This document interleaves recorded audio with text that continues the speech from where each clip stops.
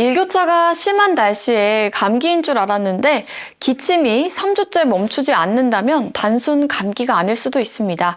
오늘은 감기와 헷갈리기 쉬운 만성 기침에 대해 장동민 원장님과 함께 알아보겠습니다. 원장님 안녕하세요. 네, 안녕하세요. 네, 원장님. 만성 기침이 도대체 무엇인가요? 네. 기침이 사실은 감기라면 이게 2주 이내에 나야 되거든요. 근데 그 이상 2주, 3주 지났는데도 계속해서 기침만 계속 나타나는 경우를 만성 기침이라는데요. 우리 그 동의보감에서도 이 기침이 감기 체토랑 따로 분리시켜가지고 허로 피곤하고 허약한 것 뒷부분에다가 이 해수문이라고 기침만 따로 해놨어요. 그만큼 아예 감기와 다른 그런 질병으로 보고 있습니다. 한의학에서는 기침을 어떻게 치료하는지 궁금합니다. 일단 그 기침이라는 것은 내 외부 자극에 대해서 반응이 나타나는 거기 때문에 그렇게 일어나는 원인을 제거시키는 쪽으로 많이 나가고 있는데요. 특히 면역력, 호흡기 면역력이 떨어진 경우에는 호흡기 면역력을 강화시켜서 자극을 줘도 반응이 나타나지 않게 그렇게 하는 치료를 많이 하고 있습니다.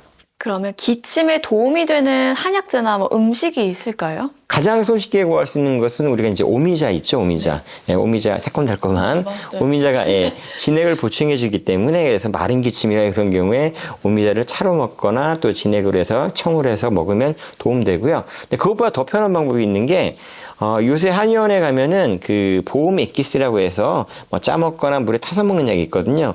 그게 몇천 원도 안 해요. 그걸 좀 타다가 집에서 차처럼 이렇게 해가지고 먹으면은 딱 내 몸에 맞는 그리고 기침과 감기를 잡아주는 그런 차로 응용해 볼 수가 있는 겁니다. 그러면 우리가 이걸 예방 차원에서 하면 좋을 만한 생활 습관들이 있을까요? 일단 그 호흡기에 자극을 주는 것을 막는 것이 가장 좋기 때문에 이 호흡기 필터링을 해주는 것, 우리 자연스러운 코털이나 이런 필터링을 하지만 더 좋은 필터링이 있죠. 네, 마스크.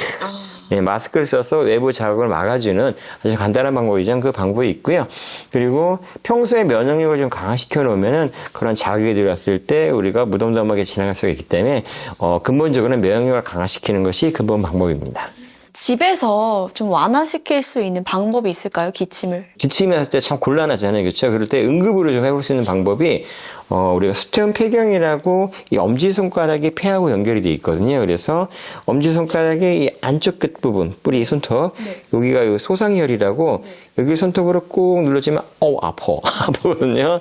아픈데 기침이 막 나오고 막 그때 이걸 꾹 눌러주면 좀 진정이 돼요.